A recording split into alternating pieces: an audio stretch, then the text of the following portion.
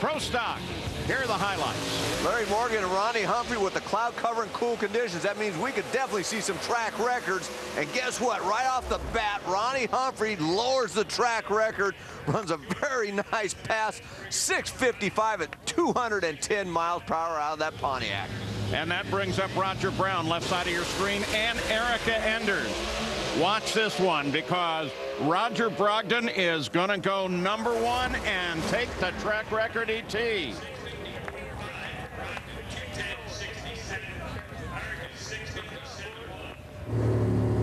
On board with Roger here. Watch that steering wheel. No movement at all. This was pretty much a perfect run as he hits those shift points very nicely and sets a track record. Good job.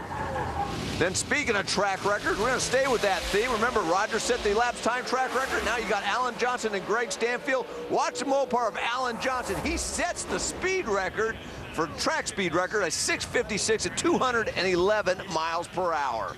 And then in session 2, here is Mike Edwards and Jason Line. Keep an eye on Edwards because he is back in stride. Edwards goes #1 with a 6:54, 210, and sets the track record ET. Next up, Roger Brogdon and Greg Anderson. Greg Anderson carries the front end on the launch, and he carries it all the way to the finish line. A great pass, 6:54 with the 1, goes to #1 spot by virtue of a faster speed, 211 miles per hour. You go back on board with him. Remember, if the elapsed times tie, the faster speed gets it, and because Greg Anderson ran faster than Mike Edwards, he is your #1 qualifier for the time being. And we're still not done with track records. This is session 3, the KB team. Greg Anderson and Jason Line. And look at Greg Anderson. Yep, he lays it out with a 6:53 with a 6, 211 miles an hour, and resets the track record ET.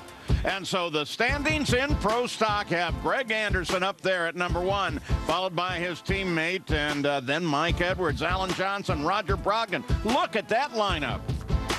And there are only 15 Pro Stock cars here, so everybody will be racing tomorrow, but some notables not in the top half of the field include Vincent Nobile and Greg Stanfield in that 10th and 11th spot. And how about Kurt Johnson in 12th? Well, let's send you over to the stat guy.